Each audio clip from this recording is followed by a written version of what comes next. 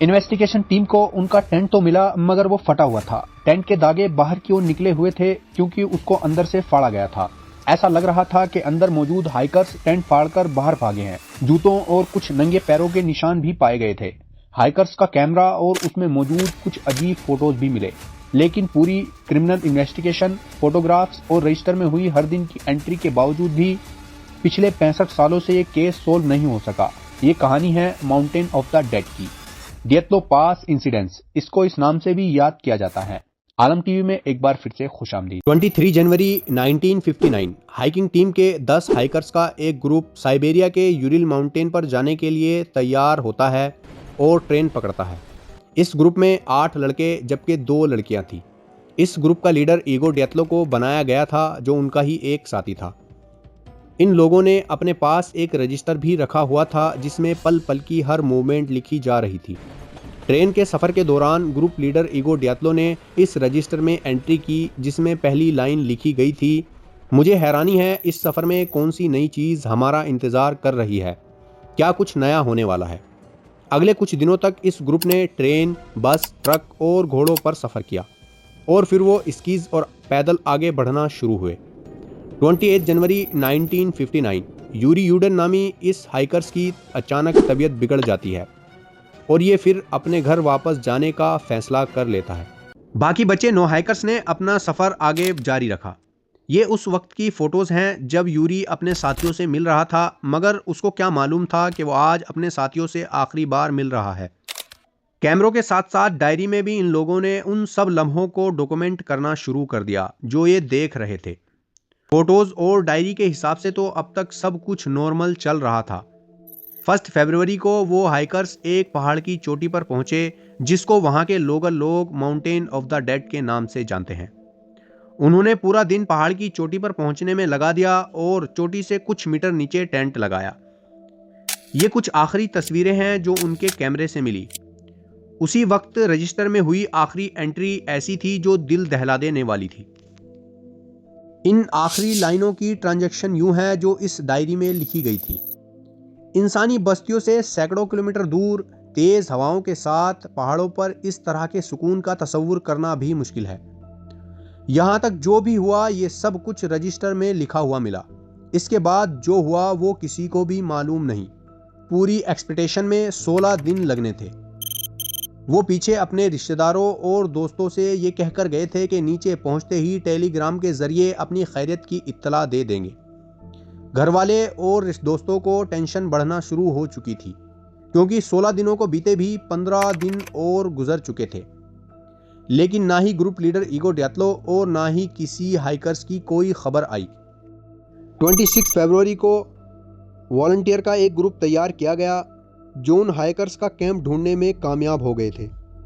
ये टेंट देखकर ऐसा लग रहा था जैसे यहाँ कुछ तो बहुत खतरनाक हुआ है। टेंट बर्फ की एक पतली लेयर से ढका हुआ मिला और हाइकर्स का सामान बिल्कुल ठीक हालत में पड़ा हुआ मिला।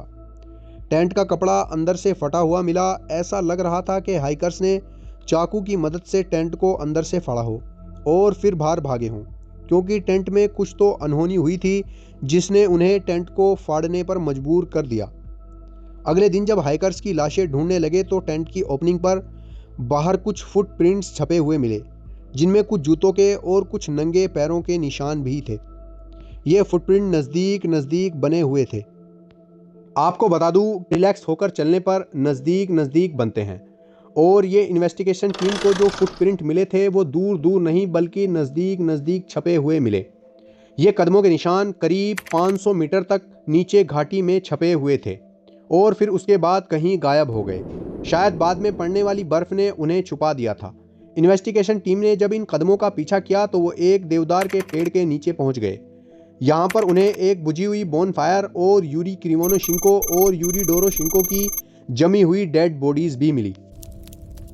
9 हाइकर्स की लाशों को ढूंढने में अगले 2 महीने लग गए। पहले 2 हाइकर्स की बॉडीज पर बहुत कम कपड़े मिले, ना ही टोपी, ना जैकेट, ना पैंट, ना ग्लव्स और ना ही जूते जो इतनी ठंड में पहने जाते हैं। वेदर आर्काइव में देखा गया तो मालूम हुआ जिस वक्त इनकी मौत हुई उस वक्त टेम्परेचर -30 डिग्री था, मगर इन्होंने इतने कम कपड़े पहने थे जैसे गर्मी के मौसम में पहने जाते हैं। लेकिन ऐसा क्यों था? पास मिलने वाले देवदार की पेड़ की शाखाएं भी 5 मीटर तक टूटी हुई थी। ऐसा मालूम होता था कि जैसे रात के अंधेरे में इन्होंने अपनी जान बचाने की कोशिश की हो और इस पर चढ़ने की कोशिश की हो। इसके बाद मिलने वाली 3 लाशें भी टेंट और देवदार के पेड़ के बीच बर्फ में दबी हुई मिली, मगर इन तीनों ने पिछले 2 के मुकाबले कुछ ज्यादा गर्म कपड़े पहने थे, मगर इन्होंने भी जूते और ग्लव्स नहीं पहने थे। ये तीनों लाशें इस डायरेक्शन में पड़ी हुई थी जैसे देवदार के पेड़ से टेंट की तरफ अपनी जान बचाने को भागे हों और बीच में ही तड़प कर दम तोड़ दिया हो। इन तीनों की बॉडीज पर कुछ जख्मों के निशान भी पाए गए, मगर डॉक्टर्स ने इन 5 की मौत की वजह हाइपोथर्मिया बताई, एक ऐसी कंडीशन जब ज्यादा ठंड में रहने से बॉडी का टेम्परेचर घट जाता है और आदमी की मौत हो जाती है। बाकी बचे 4 हाइकर्स की लाशें जंगल की एक चट्टान के पास बर्फ में दबी हुई मिली। इन चारों की लाशें उस देवदार के पेड़ से 75 मीटर्स अपोजिट डायरेक्शन में मिली। इनमें से 3 हाइकर्स को बहुत गहरी चोटें लगी हुई थी, एक का सर फटा था और 2 की पसलियां टूटी हुई थी। मेडिकल एग्जामिनर का मानना था कि ऐसी चोटें इंसानी या जानवर हमले से नहीं लग सकती हैं। जानवर का नाम इसलिए लिया गया क्योंकि इनमें से 2 की आंखें निकली हुई थी और लड़की की जबान भी गायब थी। इन सबसे हैरत की बात तो ये थी कि इनके मिलने वाले साजो सामान में 2 टी-शर्ट और 1 पैंट में रेडियो एक्टिव पदार्थ की मात्रा बहुत ज्यादा पाई गई थी।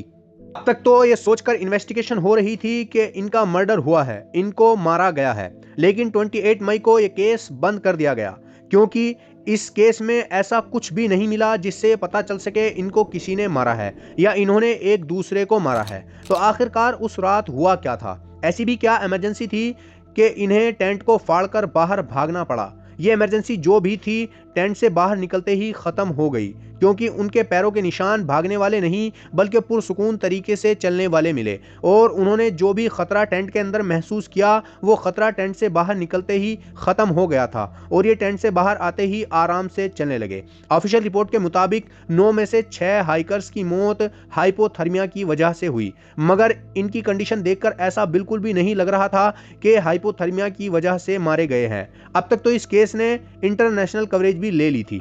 В горах Северного Урала группы американских документалистов. हाइकर्स के घरवाले और कुछ लोग सोवियत यूनियन के खिलाफ आवाज उठाना शुरू कर देते हैं क्योंकि उनको हाइपोथर्मिया वाली महज एक कहानी लग रही थी। इन लोगों का मानना था कि सरकार उन हाइकर्स की मौत की असल वजह हमसे छुपा रही है और खास तौर पर उस वक्त जब उन लोगों के कपड़ों से रेडियो एक्टिव पदार्थ मिले, मगर इससे सबका ध्यान न्यूक्लियर टेस्ट की तरफ गया। ये सोवियत यूनियन और अमेरिका के दौरान कोल्ड वॉर का दौर था और सिर्फ कुछ साल पहले ही अमेरिका ने हिरोशिमा और नागासाकी पर बॉम्ब गिराकर अपनी ताकत की एक छोटी सी झलक दिखाई थी। इसके बाद से ही सोवियत यूनियन ने भी कई न्यूक्लियर टेस्ट करना शुरू कर दिए और लोगों का ख्याल था कि सोवियत यूनियन ने यहाँ इस पहाड़ पर कोई न्यूक्लियर टेस्ट किया है और वो भी किसी को बगैर बताए, जिसकी रेडिएशन की वजह से 9 लोगों की जानें गई हैं और अब ये हाइपोथर्मिया बताकर केस को रफा दफा करना चाहते हैं। इन्वेस्टिगेशन टीम इस केस को और कई मुख्तलिफ एंगल से देख रही थी। इस मौके पर एवलांच को भी इस हादसे की वजह बताया गया। हो सकता है कि रात के वक्त उनको एवलांच महसूस हुआ हो और वो टेंट को फाड़कर जल्दबाजी में बाहर भागे हों, लेकिन एवलांच वाली थ्योरी कुछ सही नहीं लग रही थी क्योंकि टेंट जब देखा गया तो वो बर्फ की एक पतली लेयर से ढका हुआ था। अगर एवलांच आता तो वहां पर बर्फ की बहुत मोटी लेयर होती। और दूसरा ये कि ग्रुप लीडर ईगो डियात्लो एक एक्सपीरियंस हाइकर और स्कीयर थे, वो किसी ऐसी जगह टेंट लगाते ही नहीं जहां एवलांच का खतरा हो। इस हादसे के बाद यहाँ 100 से भी ज्यादा एक्सपीडिशन हुई, मगर किसी ने भी यहाँ ऐसी कोई कंडीशन नोटिस नहीं की जिससे यहाँ एवलांच बन सके। हाँ, इस पहाड़ पर खतरनाक कंडीशन जरूर एक्सपीरियंस की गई है, वो भी अप्रैल और मई के महीने में, क्योंकि तब बर्फ पिघल रही होती है। जब ये 9 हाइकर्स यहाँ पर आए थे तब फरवरी का महीना था, जब वहाँ ऐसी कोई कंडीशन नहीं थी। ये वो आखिरी फोटो है जो उन लोगों के कैमरे से मिली और उन्होंने उस रात ली थी जिस रात ये हादसा हुआ था। इस फोटो को देखकर ऐसा लग रहा है कि किसी लाइट की फोटो है जो कैमरे का लेंस सही से फोकस नहीं कर पाया। इस फोटो को देखकर कई और नई थ्योरी जन्म लेने लगी। कुछ लोगों का मानना था कि आसमान में तैरता हुआ कोई अनआइडेंटिफाई ऑब्जेक्ट की फोटो है, तो कुछ का मानना था कि टेंट के ऊपर लगी एक इमरजेंसी लाइट की फोटो है या फिर कैंडल लाइट की। एक बात तो तय थी कि जिस भी चीज की फोटो थी, रॉकेट, मीटियोरॉइड या फिर यूएफओ, मगर वो इनके पास तो आकर नहीं गिरी। अगर गिरी होती तो बर्फ के नीचे जब डेड बॉडीज मिली हैं तो किसी चीज के क्रैश होने का मलबा क्यों नहीं मिला। इस आखिरी फोटो की हकीकत भी कभी किसी को पता नहीं चल पाई। तो फिर हमारा सवाल वही है कि आखिरकार डिएत्लो पास हादसे की असल वजह क्या है। क्यों उन्होंने टेंट को अंदर से फाड़ा था, कैसे हाइकर्स को अंदरूनी चोटें लगी और क्यों इतनी ठंड में भी इतने पतले कपड़े पहन रखे थे जबकि ये सारे एक्सपीरियंस हाइकर थे। सबसे पहले हम उस टेंट को देखते हैं जो असल में इस केस का हिस्सा है। एक दो रात पहली फोटो में देखा जाए तो मालूम होता है कि टेंट के बाहर एक पाइप आ रहा है जो एग्जॉस्ट पाइप है। अब आपको बता दूं कि पाइप और अंदर रखा चूल्हा ग्रुप लीडर इगोर डिएत्लो ने खुद बनाया था। हादसे वाली रात उन लोगों ने इस चूल्हे को इस्तेमाल भी किया था क्योंकि वहां से पका हुआ खाना भी मिला था। हो सकता है कि सब एग्जॉस्ट पाइप बंद कर कर सो रहे हों और उसके अंदर कुछ कोयले दोबारा भड़क गए हों और उन्होंने बड़ी आग का रूप ले लिया हो। जब टेंट मिला तो वो पाइप नहीं मिला, यानी जब आग लगी होगी तो टेंट का धुआं बाहर नहीं निकला और अंदर ही जमा हो रहा था, जिससे अंदर मौजूद लोगों को सांस लेने में दिक्कत का सामना करना पड़ा होगा। ये एक वजह समझ आती है, उनसे धुआं बर्दाश्त नहीं हुआ और वो टेंट फाड़कर बाहर निकल आए। इस थ्योरी को प्रूफ करने के लिए हमारे पास एविडेंस भी मौजूद है, क्योंकि हाइकर्स के कपड़े जो कुछ जले हुए भी पाए गए और कुछ के मुंह से खून भी निकला हुआ था। आपको बता दूं कि जब हम बहुत ज्यादा धुआं अनफिल्टर्ड इनहेल कर लेते हैं तो हमारी खांसी के साथ खून आने लगता है। बाहर निकलने के बाद वो आराम आराम से अपने लिए शेल्टर तलाश करने लगे। कुछ हाइकर्स बगैर गर्म कपड़ों के शेल्टर से बाहर निकले थे। शेल्टर की एक जगह इन्हें पहले से ही मालूम थी, इसलिए वो पेड़ों के पास चले गए और वहां जाकर उन्होंने बोन फायर जलाई, जिसके बुझे हुए कोयले इन्वेस्टिगेशन टीम को भी मिले। 4 हाइकर्स जिन्होंने ज्यादा कपड़े पहने थे वो जंगल में लकड़ी की तलाश में आगे तक चले गए। वहां छोटा एवलांच बना और वो पत्थरों पर गिर गए।